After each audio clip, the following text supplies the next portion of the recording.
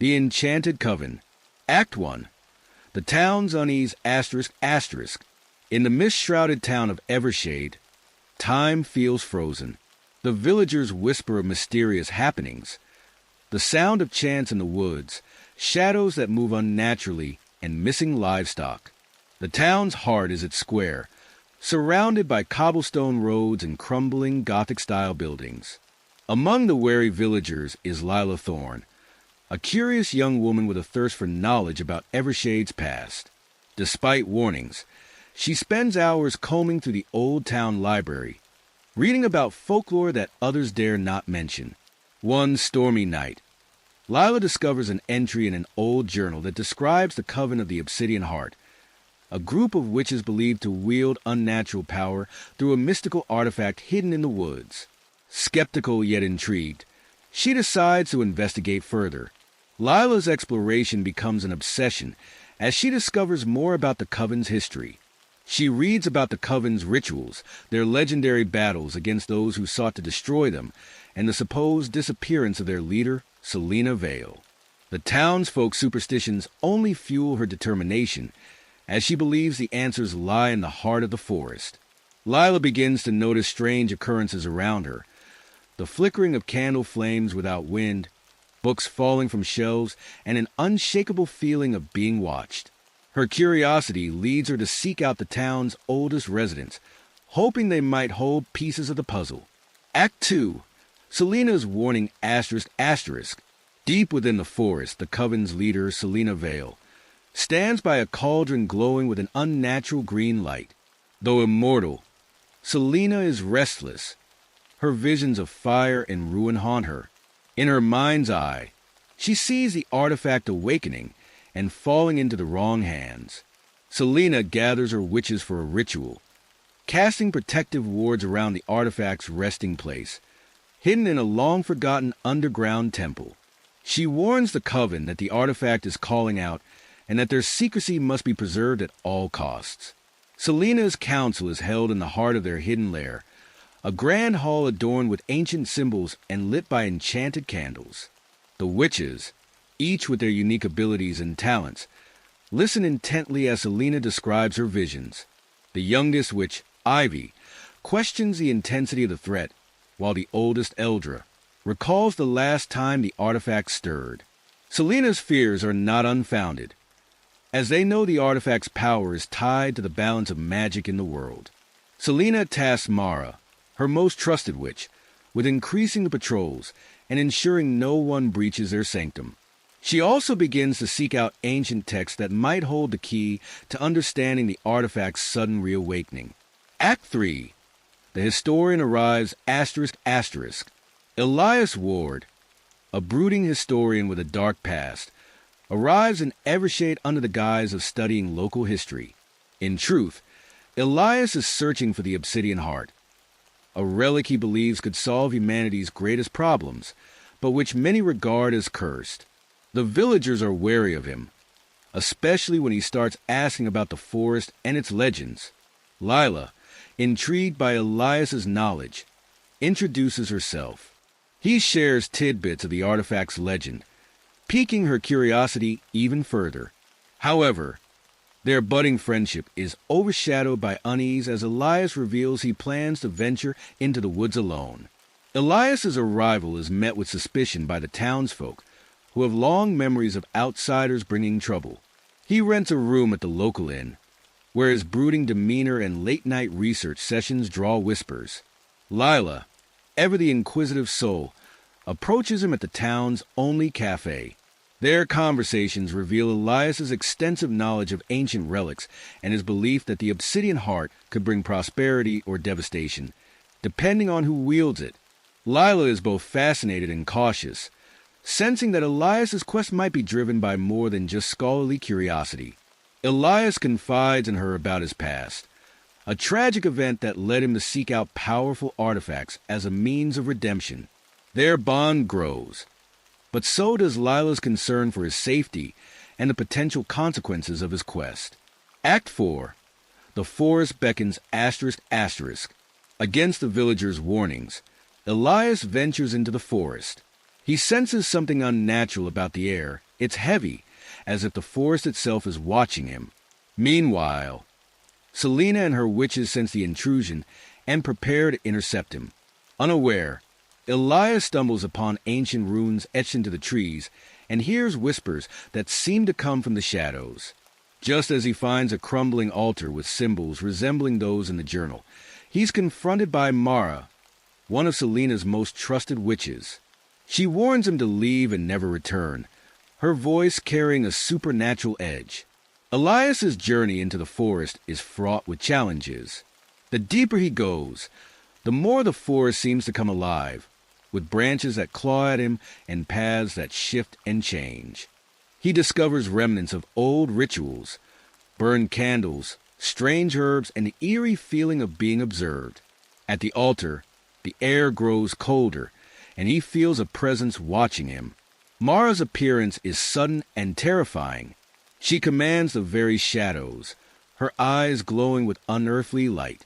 Despite her warning, Elias is undeterred, his determination to find the obsidian heart outweighing his fear.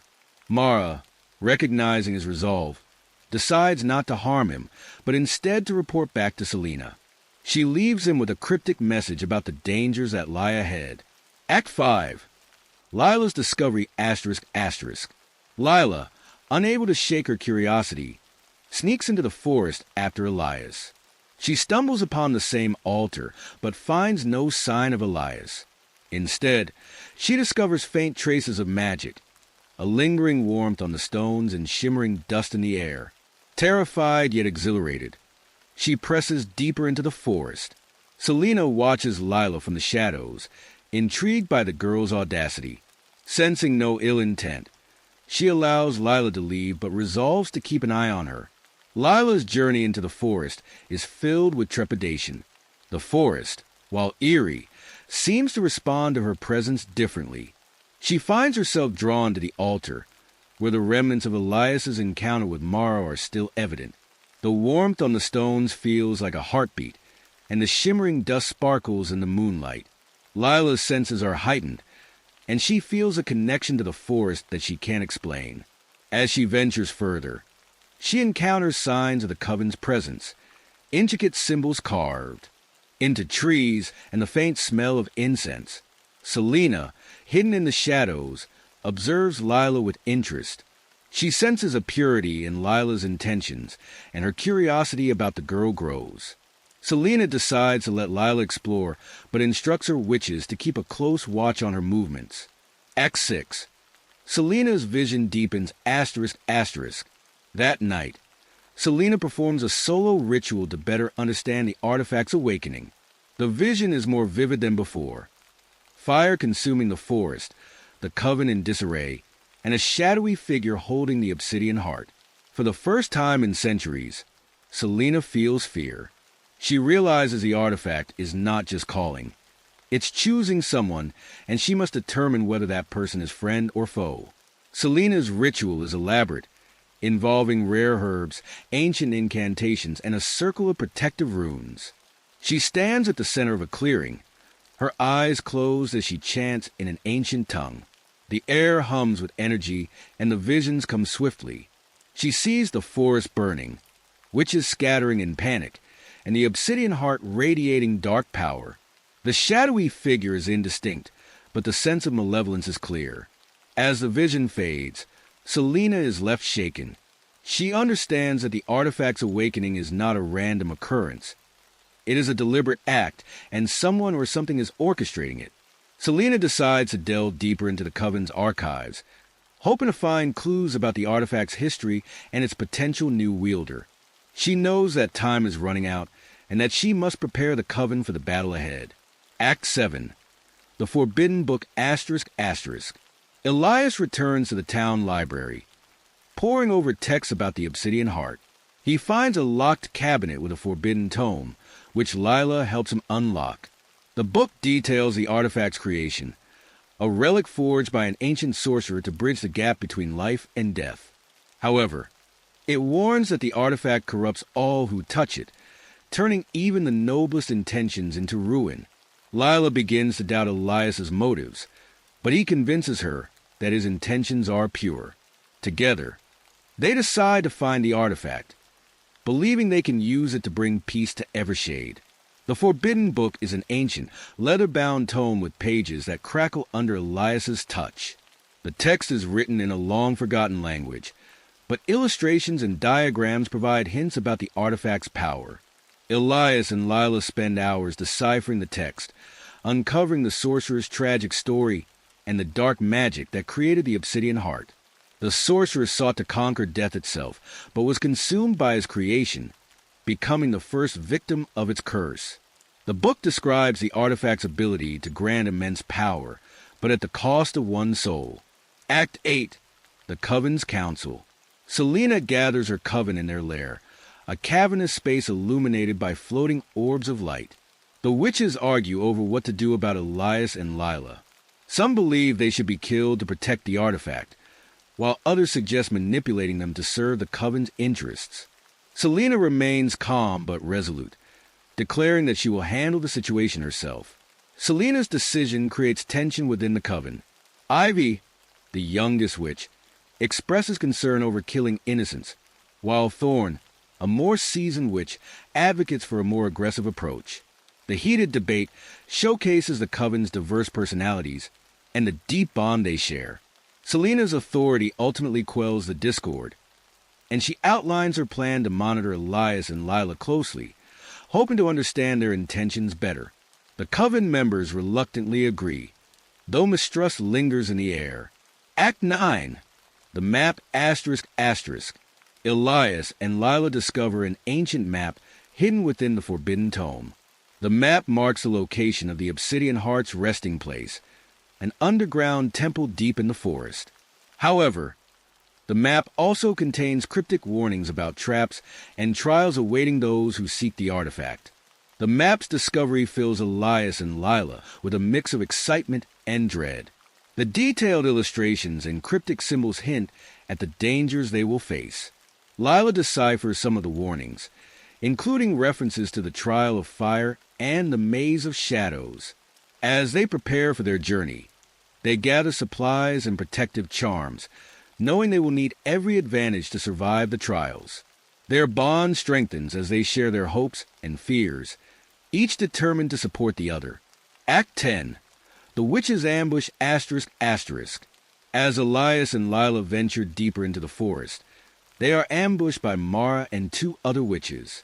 A fierce magical battle ensues, with Elias using protective charms and Lila relying on quick thinking to escape. They manage to fend off the witches, but not without injury. Selena, observing from a distance, grows more impressed by their resilience. The ambush is a chaotic clash of magic and determination. Mara's spells crackle through the air, while Elias counters with protective wards. Lila's quick thinking saves them multiple times, using the environment to their advantage. As the battle intensifies, the forest seems to come alive, reacting to the powerful magic being unleashed. Injured but not defeated, Elias and Lila find a moment of respite, their resolve stronger than ever. Selena, hidden among the trees, watches with a mix of admiration and concern. She recognizes their potential and knows the time for direct confrontation is approaching. Act 11. The Underground Temple ***. Elias and Lila find the entrance to the temple, a moss-covered stone doorway inscribed with glowing runes. The air is thick with magic, and the whispers grow louder. As they step inside, they feel reality itself begin to shift. The walls seem to breathe, and time feels distorted. The temple's interior is a labyrinth of ancient corridors and chambers, each filled with traps and puzzles. The air hums with energy, and the whispers seem to guide them deeper into the heart of the temple. Elias and Lila encounter spectral guardians and illusions designed to disorient them. Their teamwork and trust in each other become crucial as they navigate the treacherous passages. Each step forward brings them closer to the Obsidian Heart, but also closer to the dangers that guard it. Act 12. The Trials of the Heart ***. To reach the artifact, Elias and Lila must pass a series of trials designed to test their resolve. Each trial preys on their deepest fears and desires. Lila sees visions of her deceased mother, while Elias is haunted by his failure to save someone he once loved. They manage to persevere, but the trials leave them emotionally drained. The trials are a gauntlet of physical and psychological challenges. Lila's trial forces her to confront the pain of losing her mother, seeing visions that blur the line between reality and memory. Elias faces his greatest regret, reliving the moments he failed to prevent a loved one's death. Their perseverance is a testament to their strength and determination. As they overcome each trial, they gain a deeper understanding of themselves and each other, emerging stronger and more united. Act 13. The Obsidian Heart ****. At the temple's core lies the Obsidian Heart, pulsating with dark energy. Selena appears, having followed them, and demands the artifact. A tense standoff ensues, with Selena warning that the artifact's power is too great for mortals to wield. Elias, however, is determined to take it, believing he can resist its corruption. The heart of the temple is a grand chamber filled with arcane symbols and an eerie, pulsating light. The Obsidian Heart floats above an altar, its power palpable. Selena's sudden appearance adds to the tension, her presence commanding and intimidating. She recounts the artifact's dark history and the countless lives it has ruined. Elias's determination clashes with Selena's warnings, and Lila finds herself torn between her friend's resolve and the witch's grave caution. The standoff is a battle of wills, with the fate of the artifact, and possibly the world, hanging in the balance. Act 14. The Heart's Power Unleashed ****. Elias touches the artifact, unleashing a wave of energy that causes the temple to tremble. He experiences visions of limitless power, but also sees the destruction it would cause. Selena tries to wrest the artifact from him, but its energy overwhelms her, revealing her centuries of suppressed guilt and pain. The moment Elias's hand touches the Obsidian Heart, the chamber is engulfed in a blinding light. The energy surges through him, showing him visions of empires rising and falling, and the raw potential of the artifact's power. But with these visions come the horrors of corruption and devastation. The temple trembles, and cracks form in the walls. Selena, determined to stop him, reaches for the artifact, but its energy reveals her deepest fears and regrets. The two are locked in a struggle, both physically and emotionally, as the artifact's power threatens to consume them. Act 15. The Artifact's Choice ****. The Obsidian Heart begins to glow brighter, seemingly making a choice. It releases a beam of light that binds Elias, Lila, and Selena together, forcing them to confront their true selves. Selena realizes that her pursuit of immortality has made her a prisoner, while Elias sees that his ambition could lead to ruin. Lila, however, proves pure of heart, and the artifact chooses her as its new keeper. The artifact's light envelopes the three, creating a bond that transcends physical reality. They are transported to a realm of pure magic, where their souls are laid bare. Selena's pursuit of power and immortality is shown as a futile quest that has left her lonely and burdened. Elias's ambition is revealed as a dangerous path that could lead to destruction. Lila's pure heart and selflessness stand out, and the artifact recognizes her as the worthy guardian. The bond shatters, and they are returned to the temple, where the Obsidian Heart floats towards Lila, acknowledging her as its new keeper. Act 16. Selena's Redemption ****. Selena, humbled by the artifact's judgment, sacrifices her immortality to help Lila contain its power. The energy coursing through the temple subsides, and Selena begins to age rapidly. Before fading away, she thanks Lila for breaking the cycle of greed and corruption. Selena's sacrifice is a poignant moment of redemption. She channels her remaining power into a spell that helps Lila contain the Obsidian Heart's energy. As the temple's tremors subside, Selena's immortal youth fades, and she begins to age rapidly. She shares a final moment with Lila, expressing her gratitude for breaking the Coven's cycle of greed and corruption. Her passing is bittersweet, as the Coven loses its leader, but gains a newfound sense of purpose through Lila's guardianship. Act 17. a new keeper asterisk asterisk. Lila, now the artifact's guardian, seals it within the temple and casts powerful wards to prevent anyone from accessing it again. Elias, deeply changed by the experience, vows to dedicate his life to preserving the balance between magic and humanity. Lila's new role as the artifact's guardian comes with a heavy responsibility. She carefully seals the obsidian heart within a protective barrier, ensuring its power is contained. The temple becomes a sanctuary, warded against intruders. Elias, humbled and changed by his experiences, decides to use his knowledge and skills to protect the balance between magic and humanity. He pledges to support Lila in her new role, and together they work to ensure the secrets of the Obsidian Heart remain hidden. Act 18. The Legacy of the Coven asterisk asterisk. With Selena gone and the Coven disbanded, the forest begins to heal. The villagers of Evershade, unaware of the events that transpired, notice that the air feels lighter and the shadows less oppressive. Lila becomes a quiet protector of the town, watching over the forest from afar. However, in the depths of the sealed temple, faint whispers can still be heard, hinting that the Obsidian Heart story is far from over. The forest healing is a slow but steady process. The Coven members, now free from Selena's strict rule, find new purposes and paths in life. The villagers notice subtle changes in the atmosphere, feeling a sense of peace that had long been absent. Bloodlines of the Night. Act 1. The Forgotten Legacy asterisk asterisk. In the dark and hidden city of Nocturne, the Aurelian dynasty, an ancient and powerful vampire family, struggles to preserve their dwindling bloodline. Lady Isolde Aurelian, the family matriarch, guards the Obsidian Chalice, an artifact that binds the dynasty's power and survival. A prophecy whispers of an upheaval threatening their existence. Nocturne is a city veiled in eternal night, illuminated by the flickering glow of gas lamps and the soft luminescence of the moon.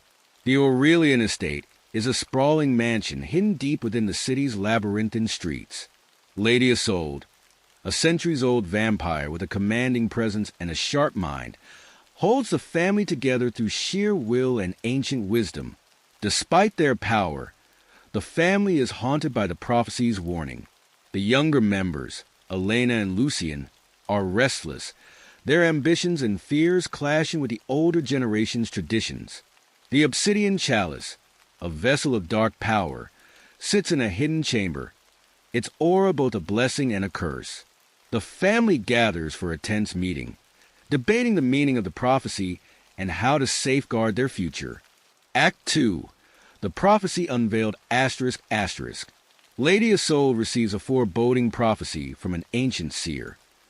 The child of night shall rise, uniting or destroying the bloodline. Beware the arrival of the unknown. Her family debates its meaning, some dismissing it as superstition, while others prepare for the worst.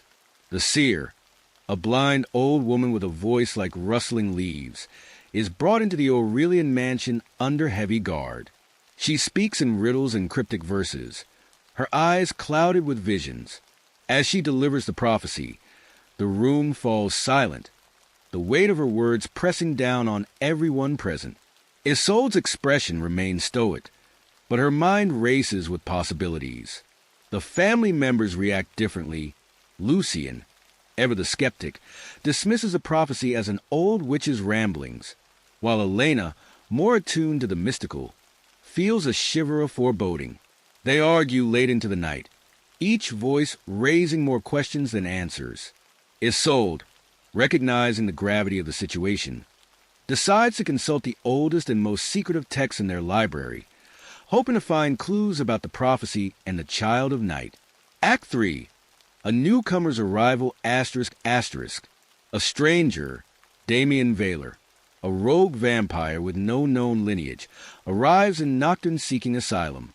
He appears young, but his presence radiates a strange energy that unsettles Isolde. Despite her suspicions, she grants him sanctuary. Damien arrives in Nocturne under mysterious circumstances, his appearance both alarming and intriguing. He is tall, with dark hair and piercing eyes that seem to hold centuries of secrets. His clothes are worn, and he carries an aura of desperation mingled with confidence. When he arrives at the Aurelian mansion, the guards are hesitant, but Damien speaks with a silver tongue, convincing them to take him to Isolde.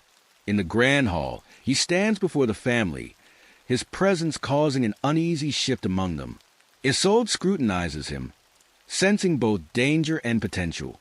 Despite her better judgment, she offers him sanctuary, believing that he might be the key to understanding the prophecy. Damien is led to a guest chamber, but his true intentions remain a mystery, even to himself. As he settles in, he begins to explore the mansion, his curiosity piqued by the secrets it holds. Act 4. Uneasy Alliances ***.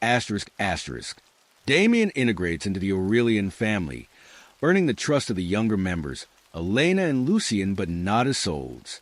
As tensions rise, a rival clan, the Nightshade Coven, led by the brutal Lord Rovin, issues an ultimatum: surrender the Obsidian Chalice or face annihilation.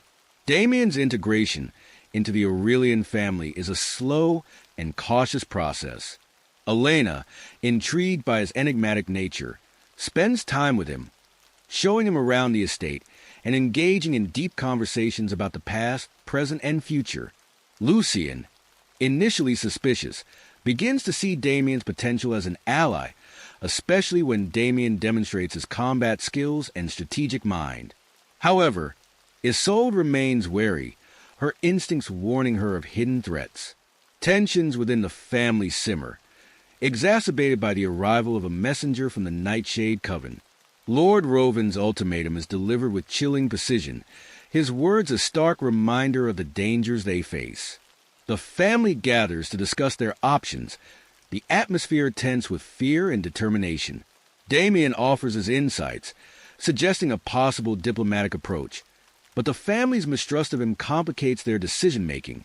Isolde, feeling the weight of leadership, must navigate these turbulent waters to ensure the dynasty's survival. Act 5. The Chalice's Secrets ***.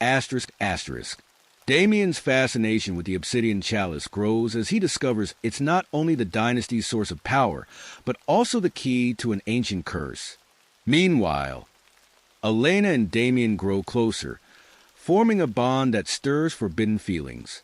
Damien spends his nights poring over old manuscripts and tomes in the Aurelian library, seeking to understand the true nature of the Obsidian Chalice. He uncovers legends and myths about its creation, a dark ritual performed by the dynasty's ancestors to bind their power and ensure their dominance. However, the ritual came with a curse, one that has plagued the family for centuries, causing tragedy and loss. As Damien delves deeper, he begins to see parallels between the chalice's power and his own mysterious abilities. Meanwhile, his relationship with Elena deepens. They share moments of vulnerability, revealing their hopes, fears, and dreams. Their connection becomes a source of strength for both, but also a potential weakness, as the dynasty's strict laws forbid such relationships. Elena struggles with her feelings, torn between duty and desire, while Damien grapples with his hidden agenda and the growing affection he feels for her. Act 6. The Nightshade Threat ***. The Nightshade Coven attacks the outskirts of Nocturne, testing the Aurelians' defenses. The dynasty repels the assault, but Rovin's message is clear: surrender or perish. Damien proves his loyalty by saving Lucien in battle, but his true intentions remain hidden. The Nightshade Coven's attack is swift and brutal, a test of the Aurelian strength and preparedness. Under the cover of night, Rovin's forces launch a coordinated assault on the outskirts of Nocturne, setting fire to buildings and clashing with the city's defenders. The alarm is raised, and the Aurelian family springs into action. Lucien leads a contingent of warriors to repel the invaders, while Elena and Damien join the fray, their skills and bravery on full display. In the heat of battle, Damien's loyalty is tested when Lucien is cornered by a group of nightshade vampires. Without hesitation, Damien intervenes, saving Lucien's life and turning the tide of the skirmish. The Aurelians emerge victorious, but the cost is high, and the message from Rovin is clear: this was only the beginning. Back at the mansion, the family tends to their wounded and reinforces their defenses. Lucien, grateful for Damien's assistance, begins to trust him more, while Isolde's suspicions deepen. Damien's true intentions remain shrouded in secrecy, even as he gains the family's grudging acceptance. Act 7. The mortal scholar ***. The Aurelians seek the help of Dr. Eleanor Grayson, a mortal scholar who specializes in vampire lore. She reveals the chalice's dark history. It binds the dynasty's power to an ancient curse, and its destruction could end the bloodline forever. Dr. Eleanor Grayson, a renowned scholar of vampire lore, is summoned to the Aurelian estate under the cover of night. She arrives with an air of confidence and curiosity, her eyes gleaming with the thrill of discovery. As she is led through the grand halls of the mansion, she takes in the opulence and hidden danger that surrounds her. In the library, she is introduced to Lady Isolde and the rest of the family. Eleanor quickly earns their respect with her vast knowledge and keen insights. She examines the obsidian chalice, her eyes widening as she senses its immense power. Delving into ancient texts and manuscripts, she uncovers the chalice's dark history, a relic forged through blood magic, binding the Aurelians' power to an ancient curse. This curse, she explains, is a double-edged sword. It grants the family immense strength, but also dooms them to tragedy and loss. Destroying the chalice could lift the curse, but it would also sever the family's connection to their power, potentially ending their bloodline forever. The revelation shocks the family, forcing them to confront the true cost of their legacy. Eleanor's presence becomes a beacon of hope and a source of tension, as they weigh their options and consider the price of breaking the curse. Act 8. The Lost Heir ***. During their research, the family uncovers the existence of Gabriel, a lost Aurelian heir exiled centuries ago for treachery. Isolde fears he has joined forces with the Nightshade Coven to reclaim the chalice and destroy the dynasty. Gabriel's story is one of ambition and betrayal. Once a promising member of the Aurelian dynasty, his lust for power led him to commit unspeakable acts, including attempting to steal the obsidian chalice for himself. His treachery was discovered and he was exiled, his name erased from family records. Now, as Eleanor delves deeper into the dynasty's history, she uncovers clues that suggest Gabriel has been plotting his return, biding his time and amassing power. Isolde's fears are confirmed when they receive word that Gabriel has been seen with Lord Rovin, the leader of the Nightshade Coven. The family is thrown into turmoil as the threat of Gabriel's return looms large. They must prepare for a confrontation with a formidable enemy who knows their secrets and weaknesses. Act 9. Forbidden Love ***. Elena and Damien's bond deepens into forbidden love, defying the dynasty's laws. Lucien warns Damien to stay away from Elena, sparking tension within the family. Damien, torn between his feelings and his hidden agenda, struggles with his loyalty. Elena and Damien's relationship becomes a source of both strength and conflict. They share stolen moments in the mansion's secluded corners, where they can be themselves without the weight of their family's expectations. Their love is intense and passionate, but also fraught with danger. Lucien, ever the protective brother, notices the growing closeness between them and warns Damien to stay away from Elena. The confrontation is heated, with Lucien accusing Damien of endangering Elena and the family's future. Damien, torn between his genuine feelings for Elena and his hidden agenda, struggles to navigate the complicated dynamics. Elena, caught in the middle, must choose between her heart and her duty to the family. The tension reaches a boiling point, threatening to tear the family apart from within. Act 10. The Nightshade's plan ***. Damien infiltrates the Nightshade Coven to gather intelligence, but discovers Gabriel is indeed allied with Rovin. Gabriel reveals his plan to seize the chalice and awaken an ancient army of vampires to dominate the mortal and immortal worlds. Damien's infiltration of the Nightshade Coven is a perilous mission. Using his cunning and charm, he gains the trust of Rovin's lieutenants and gathers crucial information about their plans. He learns of secret meetings and hidden arsenals, but the most shocking revelation comes when he encounters Gabriel. The lost heir is now a powerful and ruthless vampire, consumed by his desire for vengeance. Gabriel outlines his grand plan to seize the obsidian chalice and awaken an ancient army of vampires buried beneath Nocturne.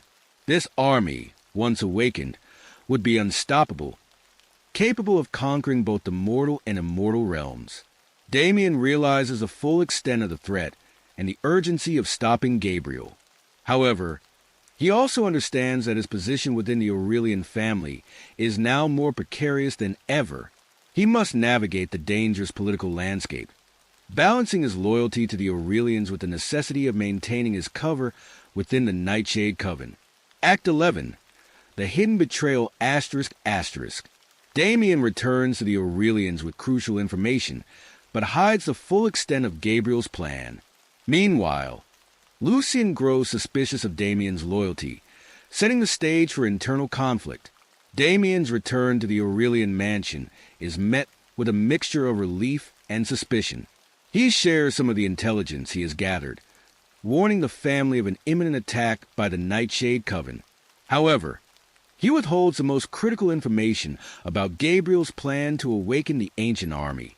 Lucien, already wary of Damien, becomes even more suspicious. He questions Damien's motives and loyalty, pointing out inconsistencies in his story. The family is divided, with some members trusting Damien and others aligning with Lucien's doubts. Isolde, caught in the middle, must navigate this internal conflict while preparing for the external threat. The tension within the family reaches a breaking point as trust erodes and alliances shift. Act 12. The Blood Ritual ***. Eleanor discovers an ancient blood ritual that can sever the chalice's curse, but requires a sacrifice of pure blood. The family debates who would be worthy of such a sacrifice, as the ritual's success is uncertain and its consequences dire. Eleanor's research uncovers an ancient and forbidden blood ritual, a powerful spell that can sever the curse bound to the obsidian chalice. The ritual involves invoking ancient gods and requires a sacrifice of pure blood, symbolizing innocence and selflessness.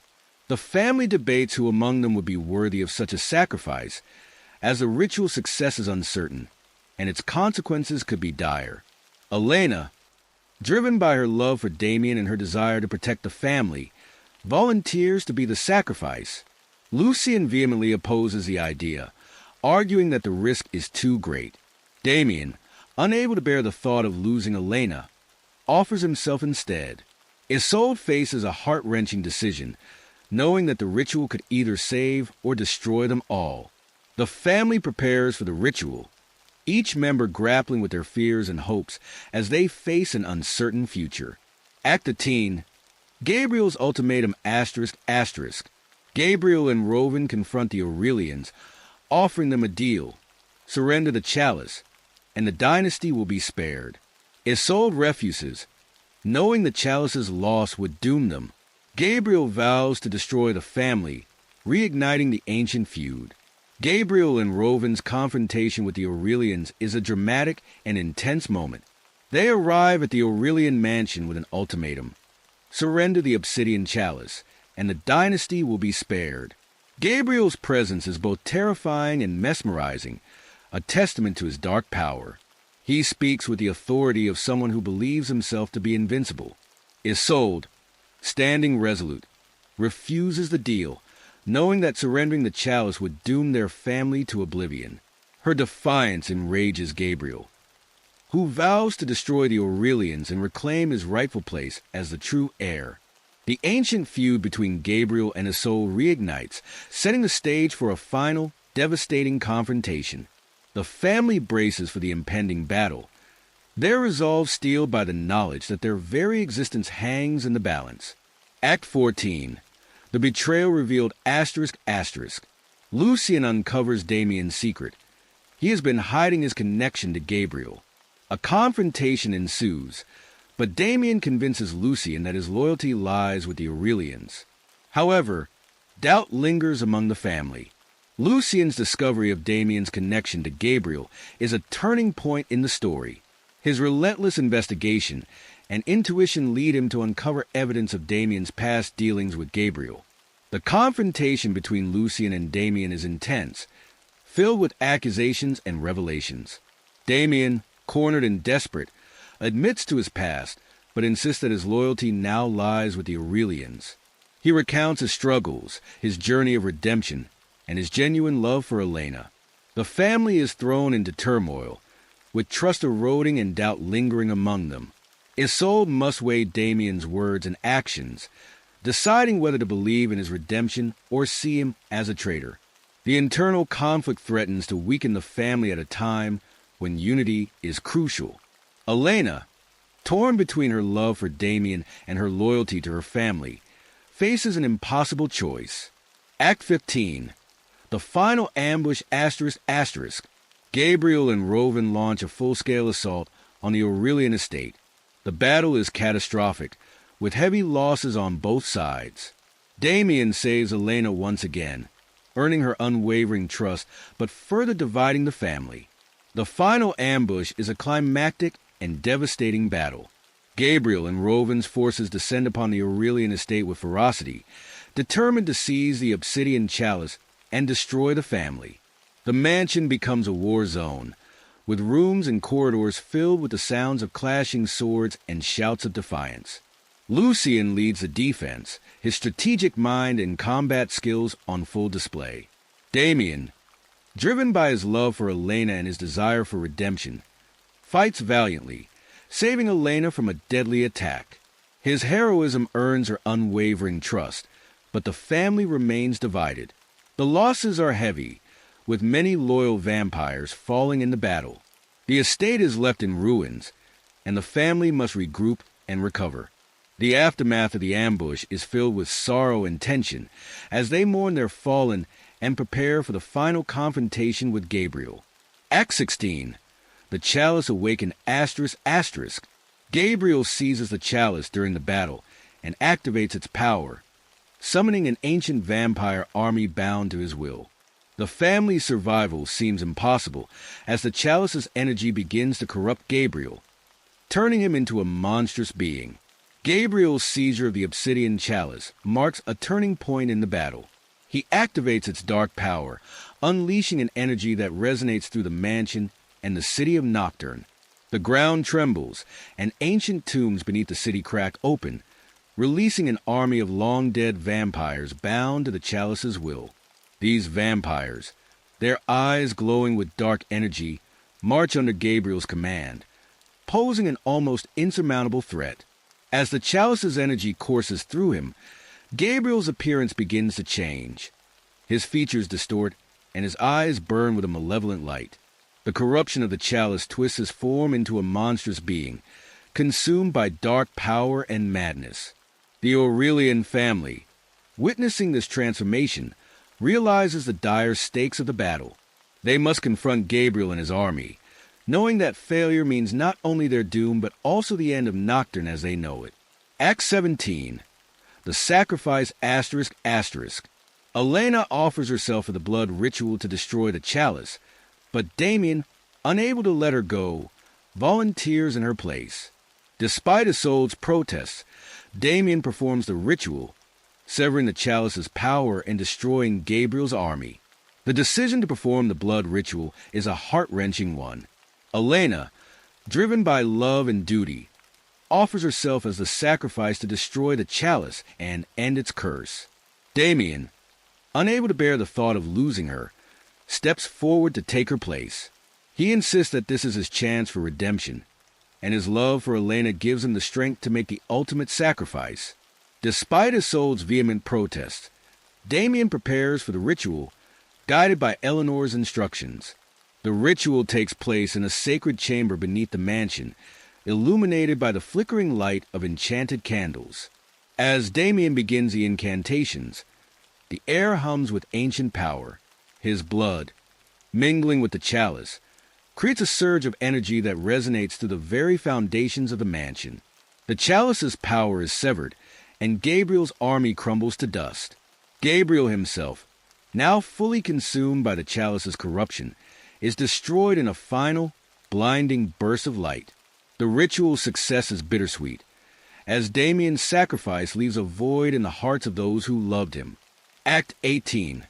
Gabriel's demise ***. Gabriel, now consumed by the chalice's corruption, perishes in its collapse. The Nightshade Coven retreats, leaderless and broken. The dynasty emerges victorious, but at a great cost. With the chalice's powers severed, Gabriel's corrupted form collapses into itself, consumed by the very energy he sought to control. His demise is a violent and spectacular event, shaking the foundations of Nocturne. The Nightshade Coven, witnessing their leader's destruction, retreats in disarray. Their forces scatter, leaderless and broken, no longer a threat to the Aurelian dynasty.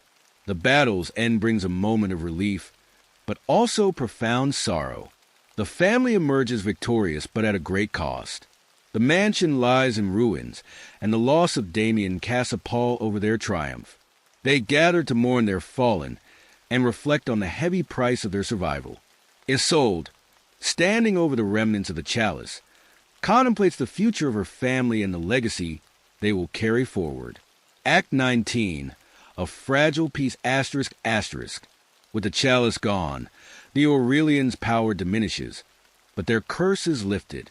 They form a fragile truce with the remaining Nightshade vampires, focusing on rebuilding their shattered legacy. The aftermath of the battle is a time of rebuilding and reflection. With the obsidian chalice destroyed, the Aurelian family's power diminishes, but they are finally free from the ancient curse that has haunted them for centuries. The lifting of the curse brings a sense of hope and renewal, but also uncertainty as they adjust to their newfound vulnerability. Isolde reaches out to the remaining Nightshade vampires, proposing a fragile truce. Both sides, weary of the endless conflict, agree to the peace, focusing on rebuilding their shattered legacies. The city of Nocturne begins to heal, its inhabitants slowly returning to their lives. The Aurelians work to restore their mansion, knowing that their future will require resilience and unity. The bonds within the family strengthen as they confront their shared history and look toward a future free from the shadow of the chalice. Act 20. A new dynasty ***. Isolde names Elena and Lucien as the new leaders of the Aurelian dynasty, marking the beginning of a new era. Damien, though weakened by the ritual, is honored as a hero and accepted as one of their own. In a ceremony marked by both solemnity and hope, Isolde names Elena and Lucien as the new leaders of the Aurelian dynasty. Their leadership marks the beginning of a new era, one where the family must navigate the challenges of a world without the chalice's power. Elena and Lucien's bond, strengthened by their shared experiences, becomes the foundation of their rule. They are determined to lead with wisdom and compassion, honoring the sacrifices that brought them to this moment. Damien, though weakened by the ritual, is celebrated as a hero. His selflessness and bravery earn him a place within the family, and he is accepted as one of their own. The family gathers to honor their fallen and celebrate their future, knowing that the road ahead will be difficult but filled with possibility. Act 21. The Eternal Vigil ***. As peace returns to Nocturne, Isolde reflects on the prophecy. The child of night was not Damien or Elena, but the entire dynasty, reborn from the ashes of their legacy. Yet, whispers of ancient threats loom in the shadows, reminding the Aurelians that their eternal vigil is far from over. As peace returns to Nocturne, Isolde takes a moment to reflect on the prophecy that set their journey in motion. She realizes that the child of night was not a single individual, but the entire Aurelian dynasty, reborn from the ashes of their legacy. Their trials and sacrifices have forged a new path, one where they are united and stronger than before. However, Isolde knows that their vigilance must never waver. Whispers of ancient threats and unseen enemies loom in the shadows, reminding the Aurelians that their eternal vigil is far from over. The family stands together, ready to face whatever the future holds, their hearts steeled by the knowledge that they have overcome the darkness once before and will do so again. Whispers of the Phantom. Act 1. The Legend of Blackthorn Manor ****. Young journalist Clara Jennings visits the abandoned Blackthorn Manor in the countryside, infamous for its ghostly legend. The locals whisper of a spirit haunting the halls, tied to an unsolved murder from over a century ago. Clara, eager for a career-making story, decides to investigate. Clara arrives in the quaint village of Millfield, where the locals are reluctant to speak about Blackthorn Manor. The manor itself looms on a hill, its silhouette dark against the evening sky. As Clara makes her way up the overgrown path, she feels a mix of excitement and trepidation. The manor's facade is weathered and crumbling, its windows darkened with grime. Vines and ivy have reclaimed much of the structure, giving it a sense of being both part of and apart from the surrounding landscape. The locals' warnings echo in her mind, but Clara is undeterred. She sets up camp in the manor's old guest house, her camera and notebook ready to document her findings. As night falls, the manor stands silent, its secrets waiting to be uncovered. Act 2. The First Encounter ****. Clara enters the mansion and feels an unsettling chill. As she explores, she discovers old furniture, faded portraits, and a music box that begins playing on its own. Suddenly, a translucent figure appears. **** Lady Eleanor Blackthorn ****, the restless spirit of the mansion, begging Clara for help. Inside the mansion, Clara's footsteps echo through the grand, empty halls. Dust motes dance in the dim light, filtering through cracked windows. She explores the drawing room, where time seems to have stood still. Cobwebs drape over antique furniture, and faded portraits stare down from the walls. Clara's attention is drawn to a delicate music box on a mantelpiece. When she touches it, the box springs to life, playing a haunting melody. As the music fills the room, the temperature drops, and a spectral figure materializes before Clara. Lady Eleanor Blackthorn, dressed in an ethereal gown, her face a mask of sorrow, pleads for Clara's help. Her voice is a whisper, filled with desperation and anguish. Clara, though frightened, is captivated by the spirit's tale and agrees to uncover the truth of her murder. Act 3. The Spirit's Plea ****. Lady Eleanor reveals that she was murdered 150 years ago on the night of her engagement. Her soul is trapped in the mansion, unable to move on until the truth of her death is uncovered. Clara hesitates, but agrees to help when Eleanor warns her that the mansion holds dark secrets and hidden dangers. Eleanor recounts the night of her engagement to Lord Vincent Marlowe, a celebration that ended in tragedy. As she speaks, fragmented memories of joy and betrayal flood Clara's mind. Eleanor's voice trembles as she describes the moments leading up to her death, her last memories shrouded in confusion and fear. Clara listens intently, her empathy for Eleanor growing stronger with each word. Despite her initial hesitation, Clara feels a compelling need to help the restless spirit find peace. Eleanor's warnings about the mansion's dark secrets and hidden dangers do little to deter Clara. Instead, they fuel her determination to uncover the truth, no matter the cost. With Eleanor's guidance, Clara begins her investigation, delving into the history of the Blackthorn family and the events that led to Eleanor's tragic demise. Act 4. The Journal ****.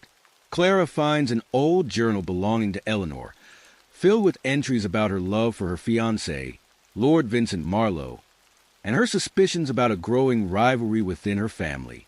The last entry is smudged, ending abruptly on the night of her engagement. Clara spends hours searching through the dusty library, her fingers tracing the spines of ancient books and forgotten tomes. In a hidden compartment of an old writing desk, she discovers Eleanor's journal, its leather cover worn and faded. As Clara reads through the entries, she is transported into Eleanor's world. The journal paints a vivid picture of Eleanor's deep love for Vincent and her dreams for their future together. However, The entries also reveal Eleanor's growing unease about the tensions within her family. She writes of her jealous younger sister, Margaret, who harbors feelings for Vincent, and her ambitious brother, Edwin, whose motives are shrouded in secrecy. The final entry is hurried and smudged, ending abruptly on the night of Eleanor's engagement. It hints at a confrontation, but offers no clear answers. Clara feels a surge of determination to uncover the truth that the journal only begins to reveal. Act 5. The Hidden Passage ****. Eleanor guides Clara to a secret passage behind the library. Inside, Clara finds bloodstained gloves and a rusted dagger. Eleanor doesn't remember what happened that night, only that she was betrayed by someone she trusted. Eleanor's voice guides Clara to the back of the library, where a hidden latch reveals a secret passage. The narrow corridor is dark and musty, its walls lined with cobwebs and old, crumbling stone. As Clara ventures deeper, her flashlight reveals a small, concealed room. Inside, she discovers a pair of bloodstained gloves and a rusted dagger, the metal tarnished with age. The sight sends a chill down Clara's spine, and she can almost hear the echoes of the past. The sounds of a struggle, the gasp of betrayal. Eleanor's spirit hovers nearby, her expression one of anguish and confusion. She can't remember the details of that night, only the overwhelming sense of betrayal by someone she trusted. The discovery deepens the mystery, and Clara is more determined than ever to uncover the truth behind Eleanor's death. Act 6. A family divided ****. Through old letters and paintings, Clara learns about Eleanor's family, her jealous younger sister Margaret, her ambitious brother Edwin, and her strict father, Lord Gregory Blackthorne, who disapproved of her engagement to Vincent. All had motives to harm Eleanor. Clara continues her investigation, piecing together the fragmented history of the Blackthorne family. She finds a cache of old letters in a hidden compartment of a bureau, each one shedding light on the intricate dynamics of the family. Margaret, Eleanor's younger sister, writes of her unrequited love for Vincent and her growing resentment toward Eleanor. Edwin, the ambitious brother, writes in a cold and calculating manner, his letters filled with schemes and plans to advance the family status. Lord Gregory Blackthorne, the strict patriarch, expresses his disapproval of Eleanor's engagement to Vincent, believing it would tarnish the family's reputation. Clara examines the faded portraits hanging in the grand hall, each face telling its own story of ambition, jealousy, and hidden desires. She realizes that each family member had a motive to harm Eleanor, complicating her search for the truth. Act 7. The Living Descendant ****. Clara tracks down one of Eleanor's living descendants, Amelia Blackthorne, an elderly woman who refuses to speak about the family history. Before leaving, Amelia cryptically warns Clara, some doors are better left unopened. Driven by her need for answers, Clara seeks out Amelia Blackthorne, the last living descendant of the Blackthorne family. She finds Amelia living in a small, secluded cottage on the outskirts of the village. The elderly woman is reclusive and guarded, her eyes betraying a lifetime of secrets. Clara approaches Amelia with respect, hoping to gain her trust. She explains her investigation and the spirit of Lady Eleanor, hoping Amelia will provide insights into the family's dark history. However, Amelia remains tight-lipped, her expression a mix of fear and sorrow. She refuses to speak about the past, only offering cryptic warnings. As Clara prepares to leave, Amelia whispers, some doors are better left unopened.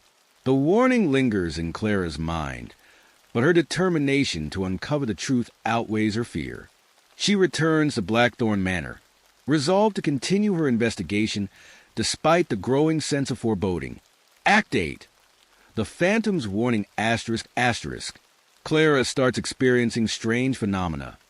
Whispers in the halls, shadowy figures, and objects moving on their own. Eleanor warns her that another presence lurks in the mansion, a malevolent force tied to her death. As Clara delves deeper into the mystery, the atmosphere in Blackthorne Manor becomes increasingly oppressive. She hears whispers echoing through the halls, faint but insistent, like distant voices calling her name. Shadowy figures dart just beyond her vision, disappearing when she tries to focus on them. Objects move on their own, shifting positions or falling from shelves without explanation. The air grows colder, and a sense of unease settles over the manor. Eleanor, sensing Clara's fear, appears more frequently, her presence a comforting but somber reminder of the task at hand. She warns Clara that another presence lurks within the mansion, a malevolent force tied to her death. This dark entity, fueled by hatred and betrayal, grows stronger as Clara gets closer to the truth. The warning only heightens Clara's resolve, and she vows to face whatever dangers lie ahead to bring justice to Eleanor's restless spirit. Act 9. The Mirror of Truth ***. Clara discovers an enchanted mirror in Eleanor's old bedroom. When she gazes into it, she sees fragmented visions of the night Eleanor died, a heated argument the dagger, and Eleanor falling to the ground. Clara realizes the mirror holds the key to uncovering the truth. Exploring Eleanor's old bedroom, Clara comes across an ornate, gilded mirror with intricate carvings along its frame. The mirror stands tall, its surface polished to a reflective sheen despite the years of neglect. As Clara gazes into it, she is drawn into a trance-like state. The room around her fades away, replaced by fragmented visions of the past. She sees Eleanor in a heated argument with an unseen figure, the glint of a dagger, and Eleanor's anguished face as she falls to the ground. The visions are fleeting and disjointed, leaving Clara with more questions than answers. She realizes the mirror is enchanted, holding the memories of that fateful night. Understanding that the mirror is a crucial tool in her investigation, Clara vows to return to it, hoping to piece together the fragments and uncover the full truth. Act 10. The rivalry revealed ***. Eleanor recalls how Margaret was in love with Vincent and often tried to sabotage their relationship. Clara confronts Eleanor about whether Margaret could have been the murderer, but Eleanor hesitates, unwilling to accuse her sister without proof. As Clara continues her investigation, she delves deeper into the complex relationships within the Blackthorne family. Eleanor shares memories of her sister, Margaret, who was deeply in love with Vincent and often tried to come between them. Margaret's jealousy and attempts to sabotage Eleanor's relationship with Vincent were a source of constant tension. Clara, sensing a possible motive, gently confronts Eleanor about whether Margaret could have been the murderer. Eleanor, though pained by the thought, hesitates to accuse her sister without concrete proof. Her love for Margaret is intertwined with the betrayal she feels, creating a complex web of emotions. Clara understands the delicate nature of the situation and resolves to find definitive evidence before drawing any conclusions. The shadow of doubt lingers, adding another layer to the mystery. Act 11. A Curse Unveiled ***. Amelia visits Clara and reveals that the Blackthorne family was cursed after Eleanor's death.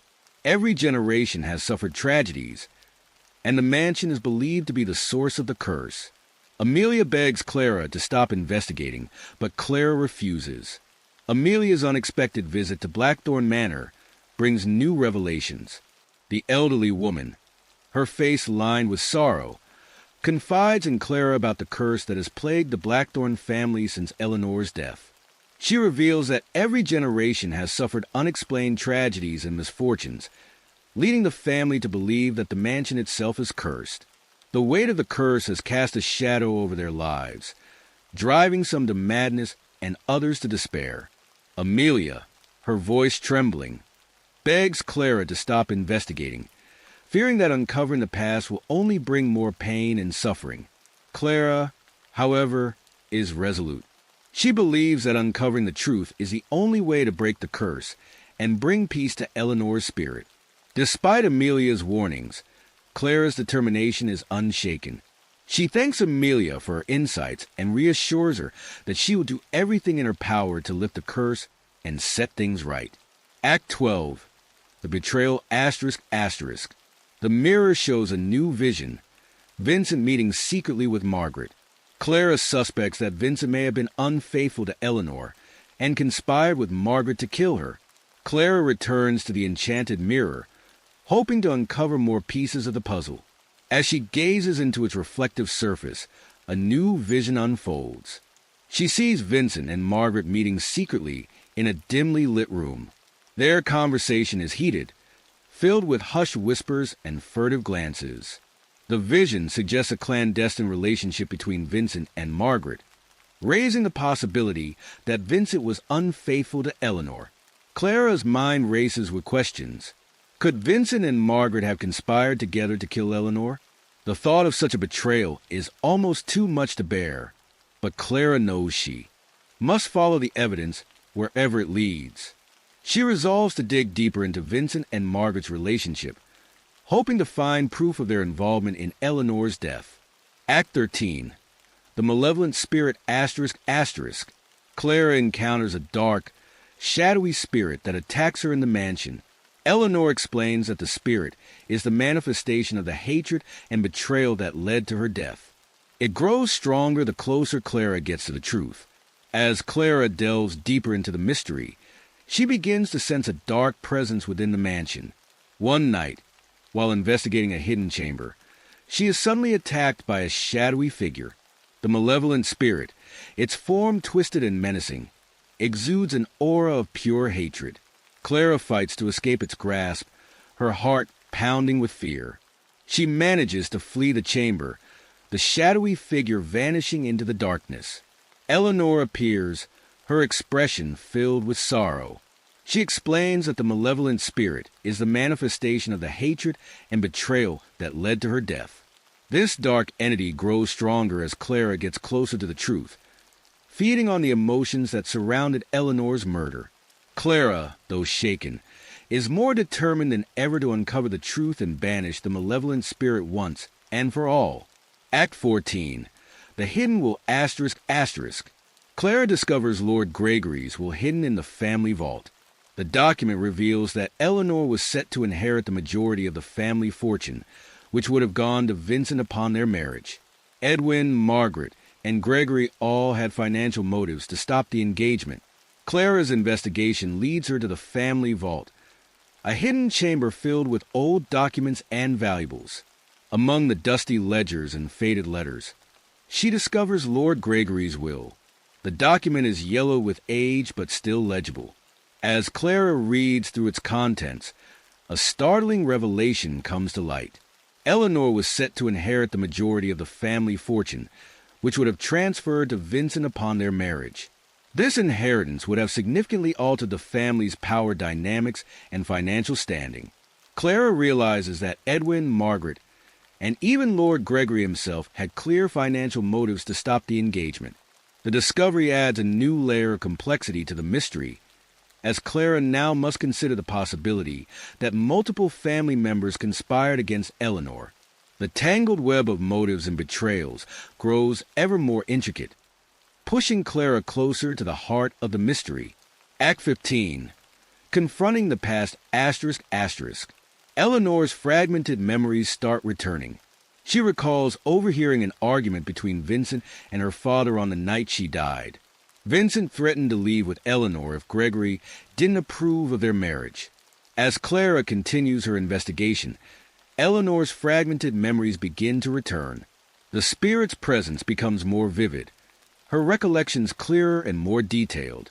One night, as Clara sits in the library, Eleanor appears with a newfound clarity. She recalls overhearing a heated argument between Vincent and her father, Lord Gregory, on the night she died. Vincent, frustrated by Gregory's disapproval of the engagement, threatened to leave with Eleanor if Gregory didn't approve of their marriage. The argument grew intense, with accusations and ultimatums flying between the two men. Eleanor's memories of that night are filled with tension and fear, the sense of impending doom growing ever stronger. Clara listens intently, piecing together the timeline of events leading up to Eleanor's death. The argument between Vincent and Gregory adds a new dimension to the mystery, suggesting that the conflict over the engagement played a crucial role in the tragic events that followed. Act 16. The True Killer ***. The The mirror reveals the full truth. Margaret, consumed by jealousy and manipulated by Edwin, stabbed Eleanor during an argument. Edwin orchestrated the cover-up, blaming Vincent to protect the family's reputation. Determined to uncover the full truth, Clara returns to the enchanted mirror for one final vision. As she gazes into its reflective surface, the fragmented memories coalesce into a clear and horrifying sequence of events. She sees Margaret, consumed by jealousy and manipulated by Edwin, confronting Eleanor on the night of her engagement. The argument escalates, emotions running high. In a fit of rage, Margaret grabs a dagger and stabs Eleanor. The vision shifts to Edwin, who coldly and calculatingly orchestrates the cover-up. He manipulates the evidence to make it appear as though Vincent was the killer, thus protecting the family's reputation, and shifting the blame away from Margaret. The truth is devastating, revealing the depths of betrayal and manipulation within the Blackthorne family. Clara, her heart heavy with the weight of the revelation, knows she must confront the descendants with the truth. Act 3. The Taste of Immortality ****. The effects of the elixir were immediate and profound. Edmund's frail body was rejuvenated, his muscles strengthened, and his mind sharpened. He felt a surge of vitality and euphoria unlike anything he had ever experienced. Days turned to weeks, yet his newfound youth remained untouched by time. Edmund's peers, once skeptical and scornful, were astounded by his transformation. Though he reveled in his success, he shared his secret with no one. The whispers from the ritual became a distant memory, overshadowed by the exhilaration of his immortality. Act 4. The First Whisper ****. Months later, while wandering through the bustling market, Edmund heard a voice whisper his name. He turned, scanning the crowd, but saw no one. A sense of unease settled over him, but he quickly dismissed it. That night, his sleep was disturbed by vivid dreams of swirling shadows and incomprehensible symbols.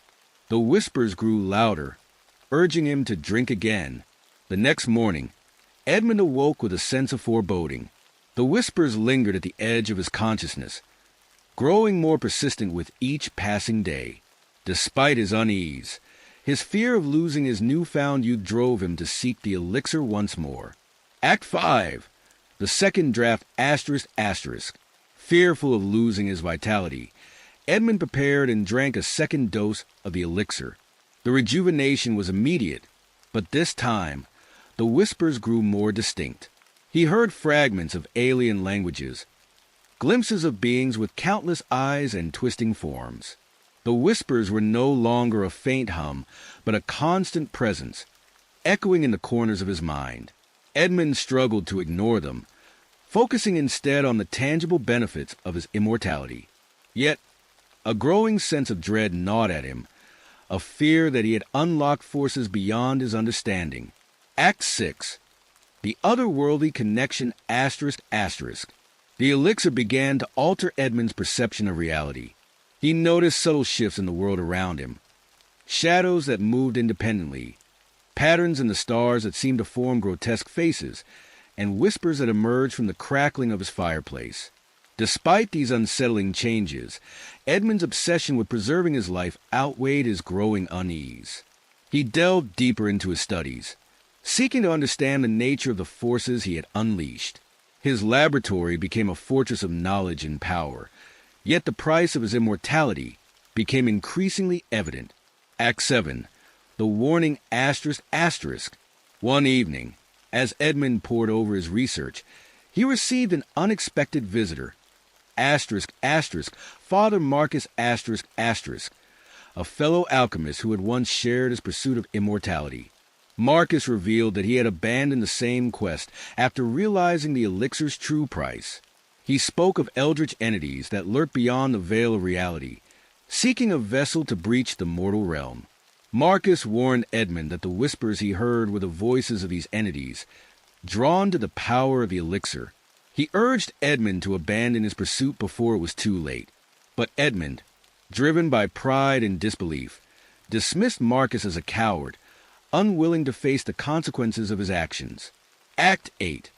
The curse unfolds ****. Edmund's dismissal of Marcus's warning proved to be a grave mistake. The whispers now invaded his waking hours, growing louder and more insistent. He began to see glimpses of the entities in reflective surfaces, faceless figures with writhing limbs that seemed to beckon him closer. His dreams of Eleanor, once a source of comfort, were now replaced with nightmares of endless voids and towering monstrosities. The line between reality and the otherworldly blurred, and Edmund's grip on his sanity began to slip. Yet he remained determined to preserve his immortality, even as the cost became increasingly unbearable. Act 9. The Eternal Void ***. Desperate for relief from the relentless whispers, Edmund consumed yet another dose of the elixir. This time, the connection to the eldritch entities deepened. He started hearing their true voices, speaking of a place they called the Eternal Nexus, a realm of infinite knowledge and power. The entities tempted him with promises of revealing the secrets of the universe if he surrendered his soul. Torn between his fear of the unknown and his insatiable thirst for knowledge, Edmund found himself drawn closer to the entities' influence. The whispers became a seductive melody, luring him ever deeper into the abyss. Act 12. The Price of Power ***. Edmund agreed to the entities' terms, convinced he could outwit them.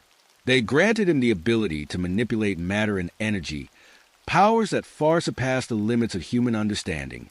With these newfound abilities, Edmund rebuilt his laboratory and gained unimaginable knowledge.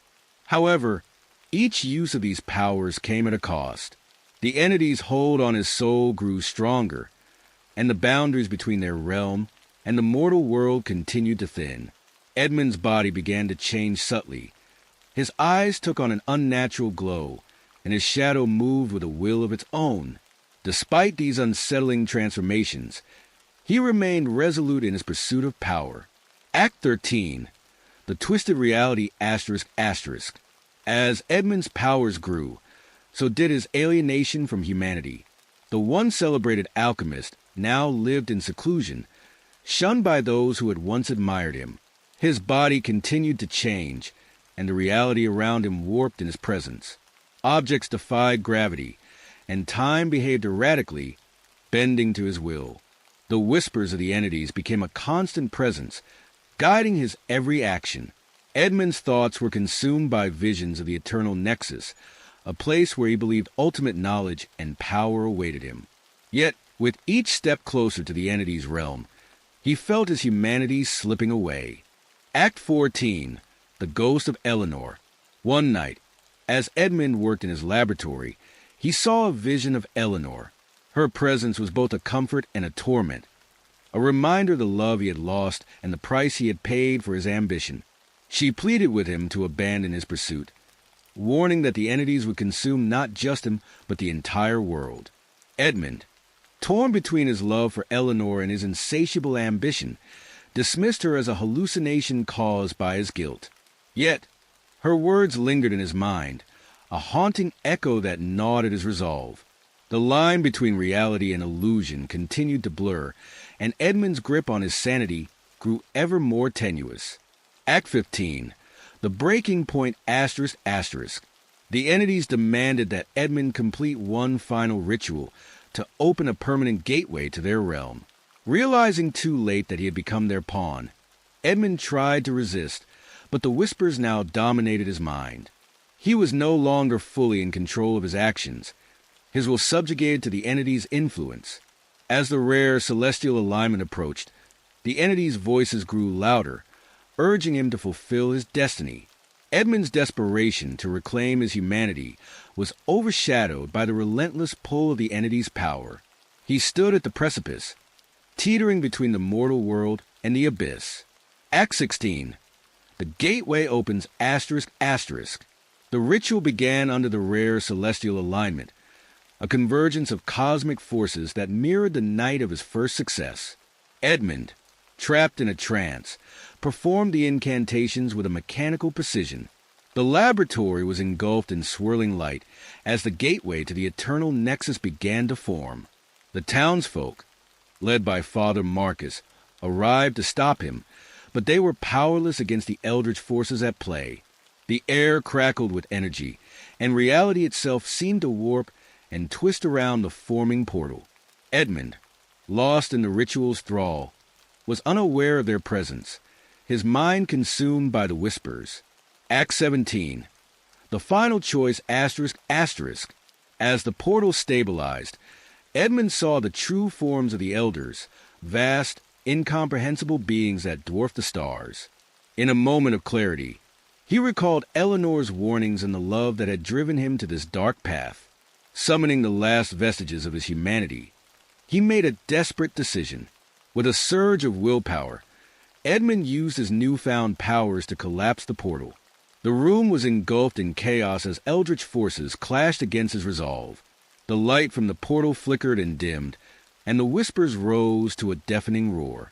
The elders, sensing their impending imprisonment, unleashed their wrath upon Edmund. Despite the unbearable pain, he held on, determined to save the world from the horrors he had unleashed. As the portal collapsed, the elders were trapped between worlds once more.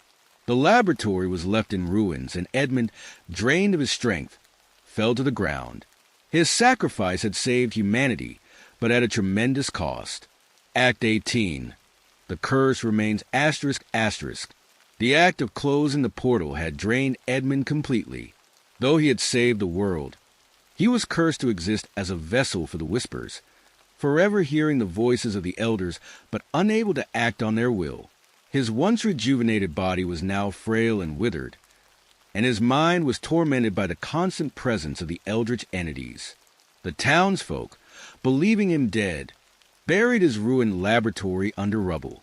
Father Marcus, aware of Edmund's sacrifice, ensured that the location remained undisturbed, hoping that the elders would remain trapped for eternity. Epilogue. The whispers persist asterisk asterisk. Centuries later, the ruins of Edmund's laboratory were discovered by a group of archaeologists. Among the debris, they found a strange, glowing vial of liquid and a fragment of the liberaturnum. As they examined the vial, faint whispers began to fill the air, tempting them with promises of immortality. The tale of Edmund Verrose serves as a cautionary reminder of the price of forbidden knowledge and the perils of ambition. Though the elders remain trapped, the whispers persist, seeking new vessels to breach the mortal realm. / The Silent Ones. Act 1. The Awakening. The evening fog rolled over the old town of Ashford, cloaking everything in a pale, eerie silence. For decades, the burial ground on the outskirts of town had been untouched, its ancient stones overgrown with moss and time. The townsfolk whispered of the Silent Ones, spirits of the forgotten buried beneath the earth, their restless souls lost to history. No one dared venture near the graveyard, for fear of awakening something that should not be disturbed.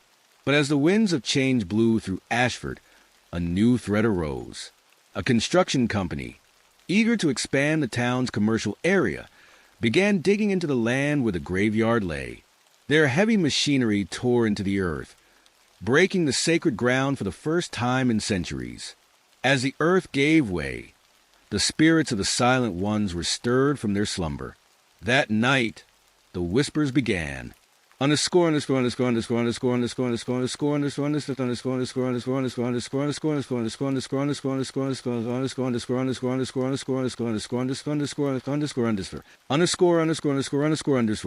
Act 2. The First Whispers. Evelyn Chase, a seasoned paranormal investigator, had seen it all: hauntings, curses, and restless souls. But when she received a call from Ashford's local police department, something about this case felt different. The town had been plagued by a series of mysterious deaths and disappearances, and the local authorities were at a loss. There were reports of people hearing whispers in the dead of night, strange voices that called out to them from the darkness. Evelyn arrived in Ashford with her equipment, determined to find answers.